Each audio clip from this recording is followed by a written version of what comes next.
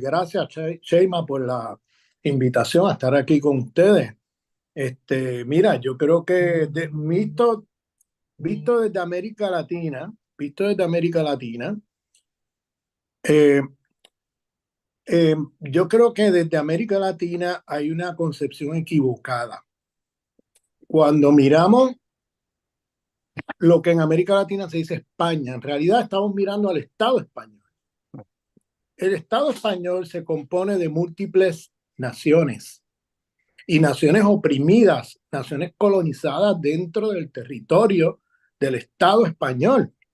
Entonces, esto yo lo quiero aclarar desde el principio porque lamentablemente hay mucha gente de América Latina que sigue mirando al Estado español como una cuestión homogénea y pierde de vista que hay luchas al interior de ese Estado, de pueblos, hay luchas de clase, hay luchas nacionales por la soberanía de los pueblos dentro de ese Estado.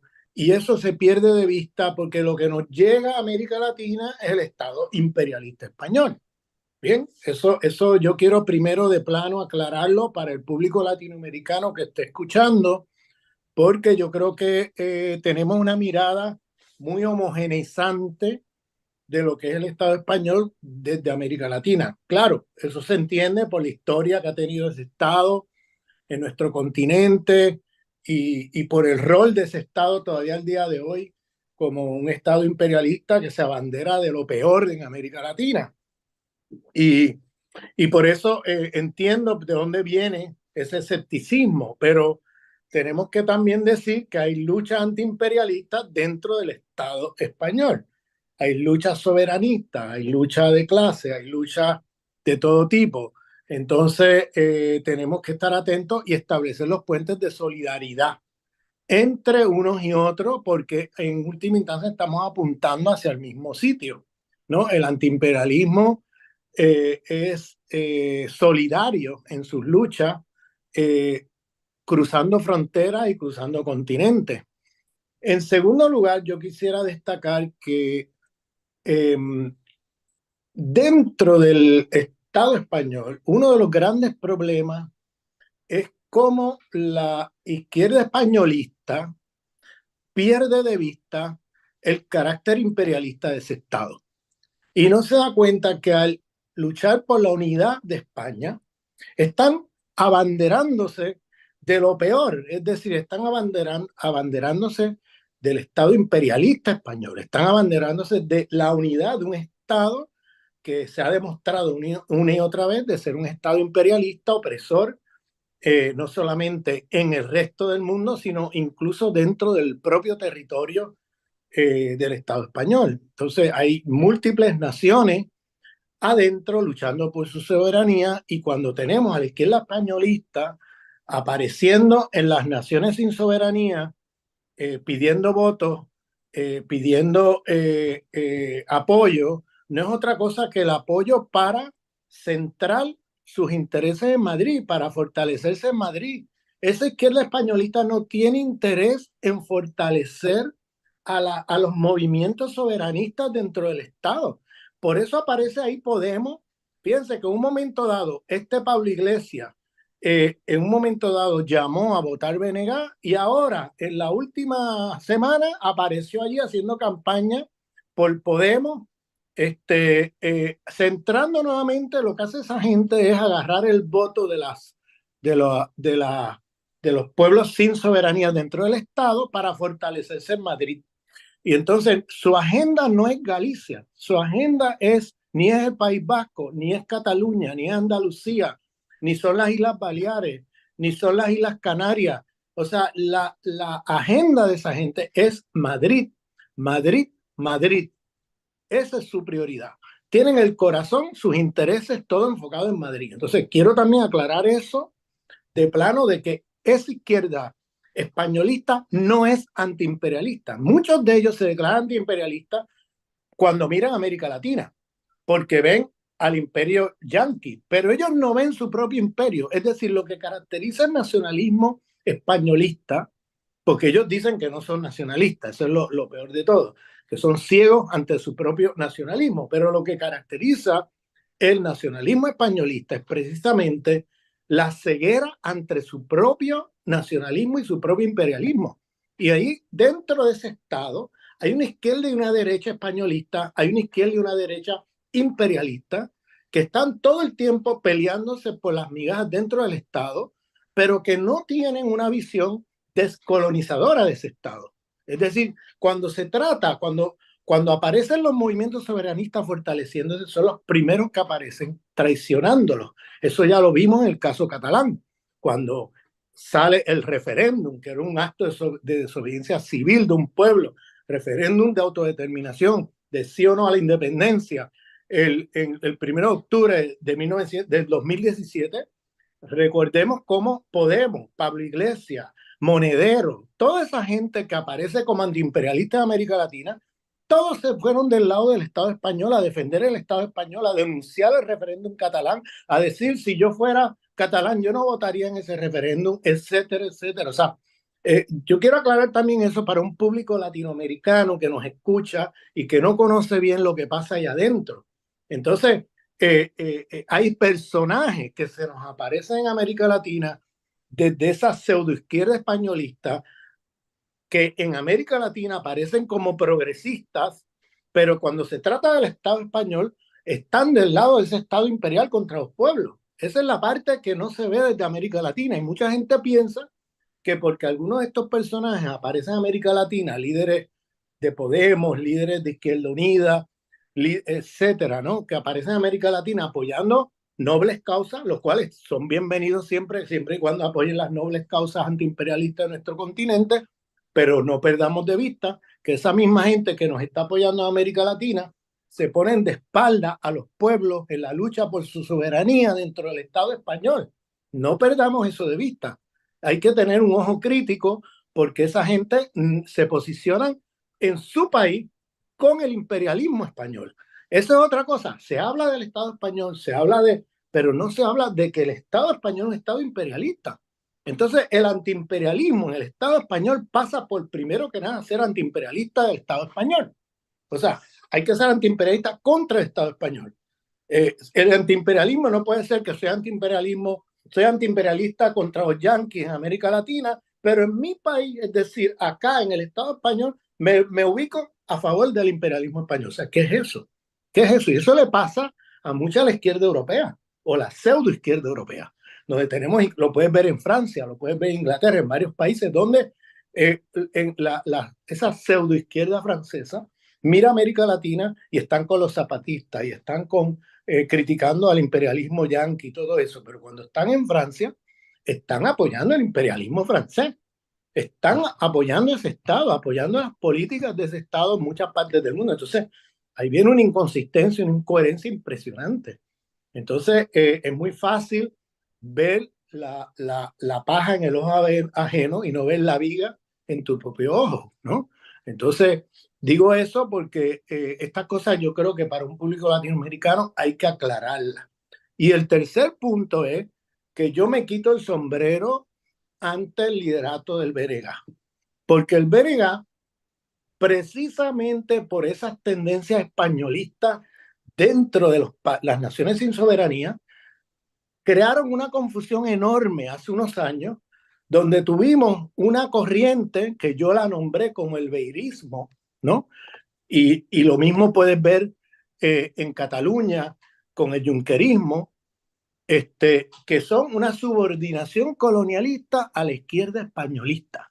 Es decir, traicionaron sus propias luchas nacionalistas, soberanistas, antiimperialistas españolas por hacer una alianza con esa izquierda españolista, proimperialista, colonialista, que luego hizo que los movimientos, en el caso gallego, se vio bien claro que el BNG por poco desaparece, porque se creó una división dentro del BNG, se creó una ilusión dentro de Galicia con la emergencia de Podemos, que hizo que una parte de la izquierda nacionalista gallega se subordinara a la pseudoizquierda españolista y provocaran una división horrible dentro del BNG.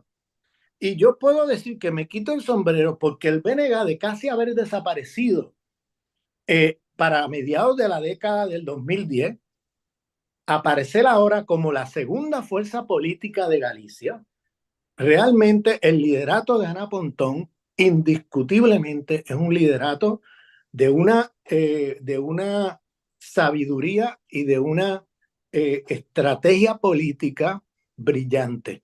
Esto hay que decirlo, porque hace unos años el BNG estaba a punto de desaparecer, hace pocos años, hace apenas 9, 10 años, estaba, prácticamente desaparecido. Y un montón de gente empezaron a seguir de manera ciega y equivocada a esta izquierda españolista en lo que se llamó en aquel momento las mareas, lo que se llamó las alianzas estas que se hicieron entre ANOVA con Podemos, etcétera. Y en ese momento, cuando hubo la división, en el 2012, si mal no me recuerdo, de cuando antes de fundarse AG y luego ANOVA y todo eso, cuando viene la división del BNG, dirigida por Beira y por su grupo de gente, pues prácticamente dejaron en bancarrota al BNG. El BNG quedó en pedazos. Y de ahí poder levantar un movimiento como el que tenemos ahora, donde ahora mismo está el liderato de Ana Pontón y del BNG está ahora a punto de poder convertirse en la primera presidenta mujer en Galicia, es realmente admirable. Y esto lo quiero también decir y dejarlo claro desde el principio. Ya hay otras discusiones que podemos tener. Hay que aclarar una cosa, y es que Beiras ha apoyado la candidatura de Ana Pontón y del BNG, lo cual lo aplaudo, lo felicito. Nunca, o sea, nunca es tarde cuando la dicha es buena. Estuvo equivocado durante muchos años, pero yo creo que esto es un reconocimiento de Beiras de que se equivocó, porque ustedes saben lo que pasó en las elecciones gallegas anteriores, que toda esa gente, Mareas y todas esas marcas españolistas o nacionalistas gallegas que se subordinaron a la izquierda españolista de manera colonialista, todas esas marcas desaparecieron en las pasadas elecciones gallegas. Es decir, el Berga remontó nuevamente y toda esa gente desapareció, que eran la segunda fuerza política en el país. ¿Por qué? Porque no tenían realmente un programa político para Galicia serio. Era todo una cuestión de marca, una cuestión de seguir la política de Madrid, de los de Podemos, etcétera. Y finalmente, pues me alegro mucho que la gente de Beiras y su grupo ANOVA estén apoyando la candidatura de Ana Pontón después de mucho tiempo. O sea, después de mucho tiempo. O sea, me alegra muchísimo. Sí, bueno, estoy fundamentalmente de acuerdo con todas las intervenciones que se han hecho. Yo quiero hacer algunas cualificaciones, algunos comentarios. Mira, cuando yo hablo de que la izquierda españolista pues se identifica como antiimperialista yanqui en América Latina, me estoy refiriendo a personajes de estos partidos que aparecen, Podemos, la gente de Izquierda Unida, la gente del PC, que aparecen por América Latina, este, asumiendo, presuponiendo posiciones antiimperialistas yanquis. Bien, entonces esto crea una confusión en América Latina muy grande porque mucha gente de América Latina no saben bien cómo esta gente se posiciona dentro del Estado español. Entonces, lo que estoy marcando, llamando la atención, es la incoherencia, inconsistencia de esa izquierda españolista, porque ellos en el Estado español son proimperialistas españoles. Es decir, ellos están con el Estado imperialista español, defienden la unidad de ese Estado y se posicionan siempre frente a las naciones sin soberanía en defensa de ese Estado. Esa defensa que hacen consistentemente aparece en muchos momentos históricos. El caso catalán es emblemático porque allí se vio clarísimo en medio de aquel referéndum cómo se posicionaron con el Estado español, defendiendo el Estado español. Eh, Ellos en ese sentido, yo siempre digo que ellos son la izquierda del régimen, es decir, dentro del régimen imperial, al interior de ese régimen, hay un rostro de izquierda y un rostro de derecha, pero son régimen, son el Estado imperialista español. Es decir, no nos confundamos, porque lo que ocurre es que al ellos posicionarse como la izquierda dentro del régimen, mucha gente en la periferia del Estado a veces se confunden y creen que es que son izquierda. En realidad no son izquierda, son el rostro amable del régimen imperialista español.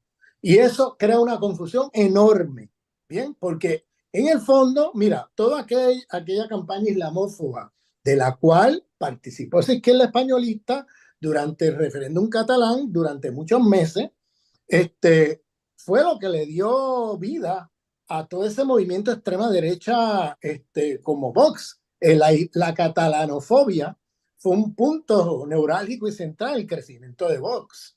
Y entonces, esa izquierda españolista participó de esa cacería de brujas en su momento. Luego empiezan como a modificar cuando de momento ven el crecimiento de Vox. Y luego salen a decir que el crecimiento de Vox es por culpa de los catalanes. O sea, una cosa totalmente catalanofóbica, porque si hay una responsabilidad en el ascenso del fascismo en el Estado español es precisamente la catalanofobia, es decir, de la cual participó desde la extrema derecha hasta la extrema izquierda, todos los españolistas se unieron ahí. Entonces, luego venir a decir que el problema del ascenso del fascismo en el Estado español es porque los catalanes estaban demandando derecho a autodeterminación es realmente una tergiversación histórica. Además del hecho de que si algo caracteriza el españolismo históricamente es que el fascismo siempre ha sido una fuerza central de ese sector. Y por tanto no puedes venir a decir que ahora de momento se hace fascista el españolismo por culpa de los catalanes. No, eso me parece el mundo al revés. ¿Ves? Y entonces, cuando ellos están en el gobierno, fíjense cómo se posicionaron con la OTAN contra Rusia. En otras palabras, además de ser proimperialistas españoles, porque hoy día el imperialismo español es una ala subordinada del imperialismo yanqui, es parte del bloque de los países imperialistas occidentales hegemonizados por Estados Unidos, pues no es casual que esa misma pseudoizquierda españolista se hace otanista. Es decir, son otanistas. No ponen en cuestión a la OTAN. Es decir, están del lado del imperialismo yanqui en todos los sentidos. Yo lo que estoy hablando es la inconsistencia de cómo se van a América Latina, dan un rostro allí de que son antiimperialistas yanquis, pero cuando vienen al Estado español y cuando gobiernan o con-gobiernan, están con el otanismo, están con el Estado imperialista español y están en contra del derecho a autodeterminación de los pueblos sin soberanía, de las naciones sin soberanía dentro del Estado. Entonces, esto yo creo que lo digo de cara a los latinoamericanos que nos estén escuchando, porque yo creo que estas son cosas que se desconocen en América Latina, lamentablemente. Entonces, no podemos confundirnos ahí. ¿Ves? Entonces, el otro punto que quiero discutir es el punto de, ¿verdad? Bueno, que eso vamos, una discusión abierta, porque creo que ahora en este momento creo que ha sido un paso positivo el que Beiras y el sector de ANOVA se haya posicionado apoyando la candidatura de Ana Pontón y el BNG y que hayan de alguna manera vuelto nuevamente de a donde nacieron, ¿no? Pero tengo que decir, porque es que creo que me quedaría insatisfecho si no lo digo, que ese congreso de AMLO que hubo creo que fue 2012, en ese congreso realmente el golpe que sufrió ahí el BNG fue enorme. Yo no digo que el BNG no tuviera problemas, pero eran problemas solucionables dentro del BNG, no fuera. Lo que hizo esa división fue fortalecer por varios años el españolismo en Galicia, generar falsas ilusiones con el españolismo, una cosa que no hay que ser Nostradamus para saber lo que venía. Es decir, cualquier persona con dos dedos de frente que conozca un poquito de la historia de la izquierda españolista sabe que esa gente te van a traicionar. Si te lanzaste a esa aventura y luego dices, bueno, me traicionaron, bueno, pero eso era lo que la gente del BNG te venía diciendo desde hacía años. Te llamaron la atención a esa alianza con la izquierda españolista subordinada a la izquierda españolista. O sea, subordinada. Yo quiero enfatizar en eso, porque era una subordinación a la plataforma de Podemos y compañía que se hizo en el Congreso en Madrid y se subordinó toda la agenda gallega a ese proyecto. Entonces, cuando realmente pasó muchas ocasiones que se hacían acuerdos, por ejemplo, en las mareas, ¿no? Sobre cosas a votar por los representantes de marea gallegos en el Congreso, y luego venía Pablo Iglesias al Congreso y daba una orden que no se iba a votar así, se va a votar de otra forma, y allá cambiaban el voto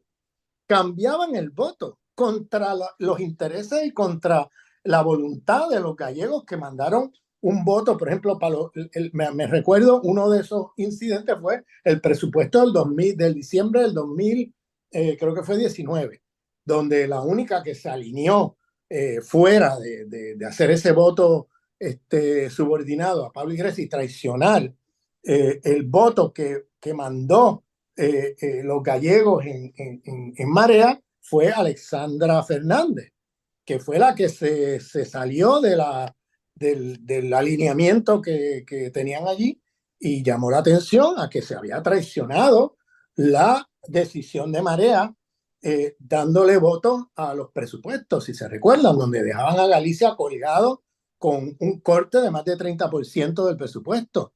O sea, y el llamado fue a votar no. ¿Y qué pasó? Llegaron al Congreso, Pablo Iglesias dio órdenes y se cambió el voto a espaldas de los gallegos, a espaldas de las mareas. O sea, ¿para quién trabajaba ese grupo de Tone? ¿Cómo es el nombre del completo? Si me pueden ayudar aquí. Tone, Antón Gómez, Antón Gómez ¿ah? Reina. Antón Gómez Reina. Antón Gómez, que ese hombre, vamos, era una traición una detrás de otra, o sea, a las decisiones que se hacían en Galicia por marea, y llegaba al Congreso y se alineaban todos con lo que dijera Pablo Iglesias. Y los intereses de Galicia se quedaban por las alcantarillas, ¿no? Se iban por las alcantarillas. Entonces, y tengo que decir estas cosas porque es que realmente esos fueron unos años donde el BNG llamó la atención a los problemas que esa alianza conllevaba. Y bueno, lamentablemente muchos compañeros y compañeras cayeron en esa trampa, se metieron de cabeza y luego, sorpresa, nos han traicionado. No, pero entonces no vengas a vendernos eso como una excusa a lo que hiciste, como que es que me traicionaron y por eso fracasó el proyecto. No, es que el proyecto estaba fracasado desde el primer día, porque dejaste a Galicia de lado y pusiste en la agenda como prioridad a Madrid. ¿A través de qué? A través de una subordinación colonialista a la izquierda españolista. Eso fue lo que pasó. Entonces, es la izquierda del reino, es la izquierda del imperio. Si tú te subordinas ahí, tú estás con el imperio, no hay manera de decir otra cosa. Entonces, yo me alegro, o sea, mi alegría es de ver ahora compañeros de ANOVA como el que acaba de hablar y otros compañeros que ahora vuelven otra vez al espacio del BNG, pero no me vengan a decir ahora que es que gracias a esa división fue que el BNG cambió. El BNG ha estado ahí y ha estado siempre políticamente alineado con todas las demandas, como dijo la compañera, toda la vida ha estado el BNG defendiendo esas cosas. O sea, y ahora que ahora no podemos decir que es que, bueno, gracias a esa división es que el BNG cambió. No, perdóname, el BNG está donde ha estado siempre. Y lo que tenemos ahora es que el BNG ha logrado levantarse del fango, porque esa división fue una división que esos años dejó al BNG en la oscuridad. Pero ¿qué pasó? Cuando ganó Marea, que se convirtió en la segunda fuerza política en la Junta Gallega, si se recuerdan, habían, no me acuerdo, como 18, 20 representantes, ahora no me acuerdo los números exactos. ¿Cuántos? 14. 14 representantes tenía las mareas frente a 4 o 5 que tenía el BNG. 6. Yeah. Y cuando tú miras los resultados de ese cuatrenio, las mareas eran un circo, que estaban a las patadas en la prensa, que la prensa de derecho hizo fiesta con eso, porque estaban a las patadas. ¿Por qué? Porque no tenía un programa político unitario, lo que tenía era una marca, estaban fabricando marcas cada 4 años, y con esas marcas dividiéndose puestos, pero no había un proyecto político coherente, no había un programa coherente de lucha. Entonces, cuando llegaban al gobierno, como no tenían nada en común excepto la marca, se dividían los puestos y luego se entraban a patadas unos contra otros. En cambio, el BNG, con su programa, 4 o 5 diputados hicieron mucho más, pero de lejos, de lo que hizo Marea en 4 años. Por eso es que la gente los sacó a todos en las elecciones del 2019, porque era una banda de inútiles que estaban ahí peleándose unos con otros por migajas, por puestos, por salarios y cosas de esas, y el pueblo gallego sufriendo la situación de opresión, dominación colonial del Estado español sobre el territorio. Entonces, mientras eso pasa, esta gente peleándose ahí, era un circo realmente lamentable. Entonces, yo estoy diciendo esto y al mismo tiempo quiero decir y quiero felicitar que esta iniciativa de volver otra vez a apoyar al BNG se haya dado. O sea, no hay, vamos, vamos, aunque sea tarde, bienvenida la buena dicha, ¿no? Porque siempre es bueno que la gente cambie, aunque tardíamente, porque la verdad es que tomó mucho tiempo que dieran este paso. Este paso lo tenían que haber dado cuando Alexandra Fernández dio el paso y dijo, aquí hay que apoyar al BNG en su momento. Ese era el momento para haber dado el brinco y haberse salido del fango en que estaban. Pero no, se quedaron allí, siguieron insistiendo y el pueblo gallego los sacó a todos a través de las urnas del 2019, los sacó a todos. Se quedaron sin representación. Podemos, Marea, Izquierda Unida, ANOVA, todos se quedaron fuera.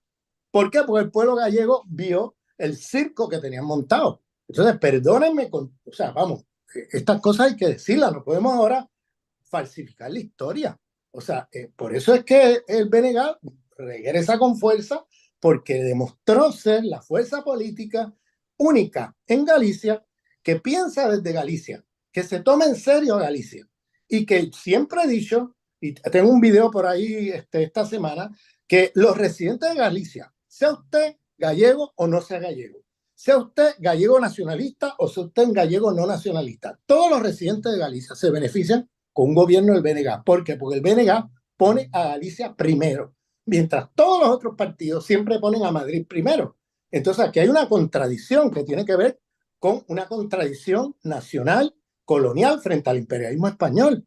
Y el BNG es la única fuerza política que va a beneficiar a todo el mundo independientemente de si usted es un residente gallego o no, si usted es gallego nacionalista o no lo sea. Si usted reside en Galicia, ustedes todos se benefician con un gobierno del BNG. En cambio, estos otros tienen su cuerpo habitando en Galicia y su mente pensando desde Madrid.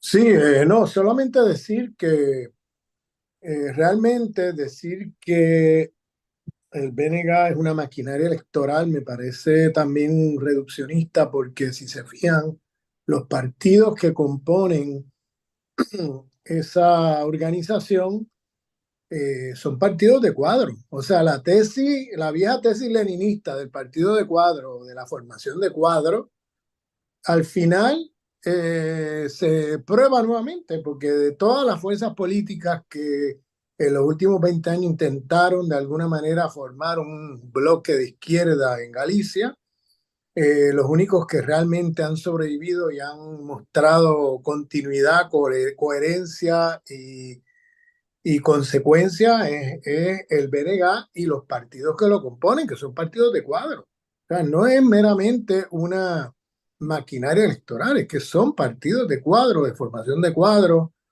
y que son los que le dan como la, la, la coherencia y la continuidad y la solidez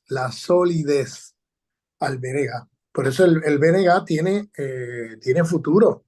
O sea, si se perdiera este lunes, yo seguiría diciendo que Ana Pontón es una fuerte candidata a ser presidenta de Galicia en algún momento, porque estos son procesos y yo creo que tiene todo el potencial de serlo.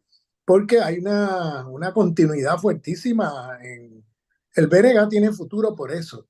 Estas otras marcas que se crearon durante ese momento divisionista que hubo, encabezado por el político Beiras, no por el intelectual Beiras, este, lamentablemente pues no tenían largo recorrido porque no eran partidos de cuadro, no era un movimiento de cuadro, un movimiento de marca electoral. Eso sí era una maquinaria electoral. Por eso, subsistían mientras hubiera votos. Cuando dejó de haber votos, desaparecieron. Entonces era una maquinaria electoral. El BNG no es una maquinaria electoral, es algo mucho más que eso. Yo quiero aclarar eso también porque creo que eso sería una caracterización equivocada del BNG. Este, y bueno, yo creo que este domingo vamos a ver cómo se miden las fuerzas. Otra cosa, yo he hecho crítica a la subordinación colonialista a la izquierda españolista, pero no hay duda que va a haber que hacer alianzas políticas. Si no tuviera la mayoría el PP este domingo, va a haber que hacer alianzas políticas y partes, y esas alianzas políticas pasan por algunos de esos movimientos españolistas y sobre todo, imagínate, el PSOE. O sea, el PSOE, que llamarle de izquierda al PSOE es bastante, para mí, en mi opinión, bastante problemático. Yo creo que el PSOE es un partido de derecha. Y bueno, y para que gobiernen a Pontón, lo más seguro haya que hacer pactos con el PSOE. Y todo eso tiene su riesgo y tiene sus problemas, pero es que no hay otra. O sea, la política consiste también en saber identificar el enemigo principal en una coyuntura y sumar a todos los aliados posibles frente a ese enemigo principal.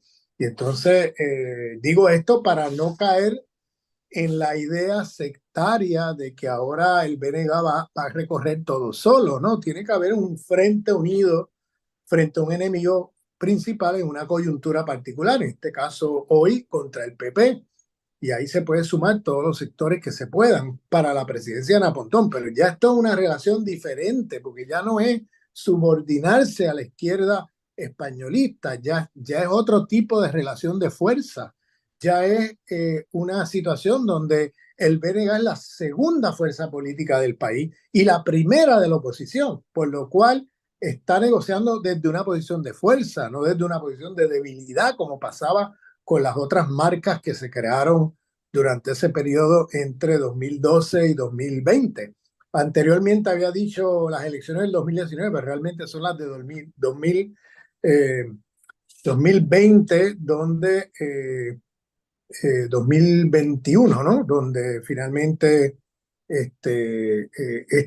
desaparecen todas esas marcas, ¿no? de la Junta de Galicia. O sea que eso, el pueblo galego castigó, vamos, todo ese circo que había montado por parte de todo ese movimiento Mareas, que no tenían ningún contenido, lo que hacían era pelearse por puestos y por salarios y cosas por el estilo, y eso lo vio todo el mundo. Eso no es una cosa que yo me estoy inventando aquí y sacándomelo de la manga, es que eso lo vio todo el mundo, un espectáculo. Y claro, le dieron alimento a la prensa de la derecha, a La Voz de Galicia, para hacer fiesta todos los días con el Cristo que se montaron allí. O sea, una cosa impresionante.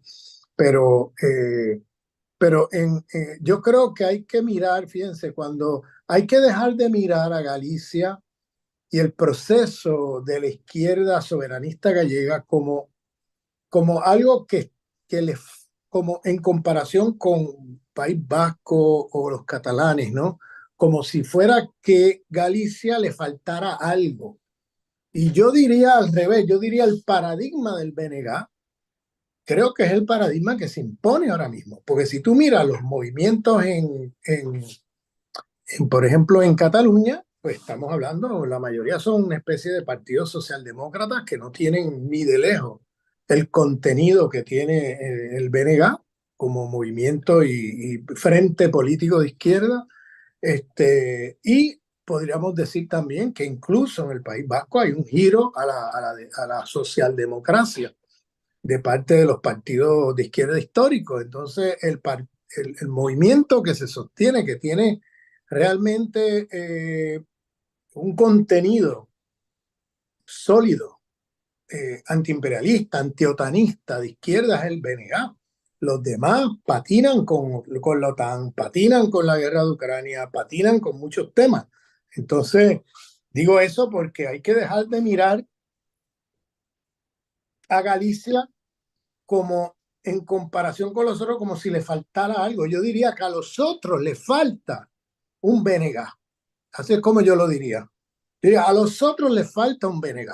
Y por eso están en donde están, teniendo mayorías, como el caso catalán, que tienen la mayoría del pueblo de su lado. Mira donde ha terminado eso. ¿Por qué? Porque no hay partido de cuadro, no hay partidos con formación política, no hay una visión de izquierda con respecto a la problemática del Estado español. Siempre hay muchas ambigüedades, muchas cosas Marxismo, que... no hay marxismo. Perdón, Marxismo, no hay marxismo, ya está. no hay marxismo, no hay una visión crítica, punto. Marxismo. Lamentablemente no lo hay. Bueno, y la CUP, que sería lo más que se acercaría, ya hemos visto los límites que tiene la CUP, que no me voy a meter en eso ahora, pero tiene unos límites serios. Entonces yo diría al revés, yo diría a los vascos y a los catalanes le hace falta un BNG. El paradigma del BNG se tiene que hablar del paradigma, o sea, de un paradigma para confrontar al Estado imperialista español. Yo veo que los gallegos se relacionan muchas veces con los vascos y los catalanes un poco como con sentido de inferioridad. Hay que romper eso, por favor. O sea, realmente es al revés. Ustedes que están en una situación bastante difícil, comparado con los catalanes, que tienen un pueblo con ellos, los vascos, ¿no? Que tienen un pueblo ya, o sea, en su gran mayoría soberanista. Realmente esos procesos no han podido llegar a puerto en gran medida porque no tienen vanguardia política, no tienen partidos de cuadro, no tienen marxismo, como dice el compañero. No hay un pensamiento crítico que permita dar el salto, ¿no? Y entonces se hunden en el pantano y andan en pequeñas peleas entre unos y otros, no tienen una visión estratégica de claridad, es un enredo increíble, y por eso es que el movimiento catalán ha tenido como una caída en los últimos años, porque no hay un partido, un movimiento como el BNG que le dé dirección política a ese proceso, sino que lo que hay es una especie de ensalada de diferentes tendencias y facciones y todo en el lado de la izquierda que no permite aglutinar un frente político que le dé coherencia a ese movimiento. Entonces tiene el Partido Socialdemócrata o hasta partidos con contenidos de derecha que son los que están hegemonizando el proceso y por eso el proceso no avanza. Pero en Euskal Herria no podemos perder de vista que algo parecido está pasando. O sea, yo he visto cómo lamentablemente el Bildu desde allí se ha ido moviendo poco a poco. Es verdad que ha ganado votos, no hay dudas de eso, ha ganado votos frente a los otros, pero me preocupa un poco el contenido. O sea, ¿por qué? O sea, el contenido del movimiento se ha socialdemocratizado. Mucha ambigüedad con la OTAN, mucha ambigüedad con muchos temas. En cambio, el BNG, el paradigma del BNG, hemos visto cómo funciona y cómo tiene futuro. Porque se han levantado de prácticamente casi haber desaparecido, se han levantado a poder estar donde están ahora disputando la Junta de Galicia. Bueno, no, yo creo que esto, o sea, yo estoy de acuerdo en que no se trata de menospreciarse ni sobrepreciarse, ¿no? Estoy de acuerdo con eso. Lo que pasa es que lo que más vemos, y yo lo veo continuamente en las discusiones con camaradas del movimiento nacionalista gallego, veo este sentido de siempre estarse comparando con Euskadería o con Cataluña y un poco como una especie de complejo de inferioridad respecto a eso, porque allá el independentismo tiene más porcentaje que esto, que aquello. Mira, yo creo que esos son, es un desconocimiento, creo yo, de la historia de cada lugar. O sea, yo creo que uno de los problemas que yo veo en los nacionalismos de izquierda periféricos es que siempre juzgan a los otros desde la posición donde se encuentran. Y eso es un problema, porque cada nación sin soberanía tiene su propia historia. O sea, la historia de Andalucía no es la historia de Cataluña, no es la historia de País Vasco, no es la historia de Galicia, no es la historia, o sea, son historias distintas, muy distintas. Como sabemos, la conquista castellana de la monarquía cristiana castellana en la década de 1480, que acabó con la nobleza, la aristocracia gallega y que impuso entonces una élite intermediaria hasta el día de hoy. Por eso no ha habido históricamente una burguesía nacional gallega. Siempre ha sido un apéndice de las élites españolistas. En cambio, en Cataluña, que ambos imperios, el imperio aragonés con el imperio de Castilla, hicieron alianza estratégica y tenían ahí mucho en común. O sea, no es hasta 1714 que Castilla le da un sorpaso y le da un golpe a la soberanía de los catalanes. Entonces, yo creo que eso hace que, por ejemplo, en el caso de Cataluña hay una burguesía fuerte. O sea, cuando miramos las historias se puede entender por qué en Galicia nunca hubo una burguesía nacional y en cambio en Cataluña sí. Y entonces esa historia hay que entenderla con sus propias dinámicas y particularidades y no estar extrapolando de un sitio a otro. O sea, la situación de Galicia no es la situación de Cataluña y no es la situación del País Vasco. Todas son diferentes. Este, Cuando yo hablo del paradigma del BNG, estoy hablando de otra cosa. Estoy hablando de un movimiento de izquierda que tiene contenido antiimperialista, que hace un frente unido, que tiene posiciones claras con respecto a los problemas vigentes para el mundo hoy, con respecto a la OTAN, con respecto a Palestina, con respecto a América Latina. O sea, un movimiento que es un movimiento que está a la izquierda de la izquierda, o sea, y al mismo tiempo tiene sindicatos, tiene centros culturales, tiene, o sea, frentes culturales, frentes, o sea, es un movimiento que ya quisiera, por ejemplo, que existiera en otras partes del Estado. O sea, estoy hablando de un modelo organizativo y de perspectiva de lucha que creo que ha sido exitoso y que se ha visto el resultado con el tiempo. En cambio, cuando miramos en las otras situaciones, pues adolecen de un paradigma de ese tipo. O sea, lo que vemos es la socialdemocratización avanzada de esos lugares. Y, y claro, en unos sitios no se le puede pedir a Andalucía o Galicia que hoy lleven a cabo una lucha, o sea, que transformen el proceso electoral en un mandato de estatus de independencia, sí o no, como hicieron los catalanes en las elecciones hace 4 años. O sea, eso en Galicia o en Andalucía, eso está fuera de contexto. O sea que no podemos delirar o extrapolar posiciones de un sitio al otro. Entonces, y muchas veces yo veo esto pasando entre los diferentes movimientos de las naciones sin soberanía, que cada cual juzga al otro desde donde se encuentra, sin mirar, sin juzgar al otro desde donde el otro se encuentra. Entonces, ahí yo veo problemas. Lo de tener una burguesía o no, eso tiene sus pros y sus contras. O sea, obviamente el no haber una burguesía nacional en Galicia tiene sus pros, también tiene sus contras y lo mismo en Cataluña. O sea, y esas cosas hay que mirarlas en sus dinámicas particulares y concretas.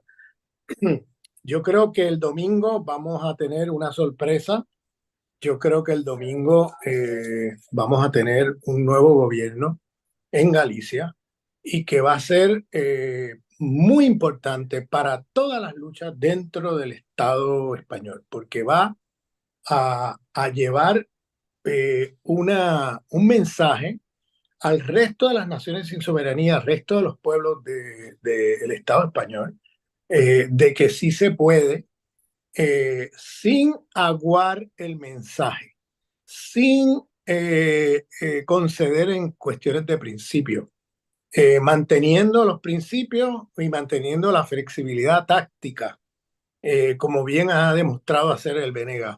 Es decir, se mantienen los principios, se mantiene el horizonte estratégico, pero con flexibilidad táctica.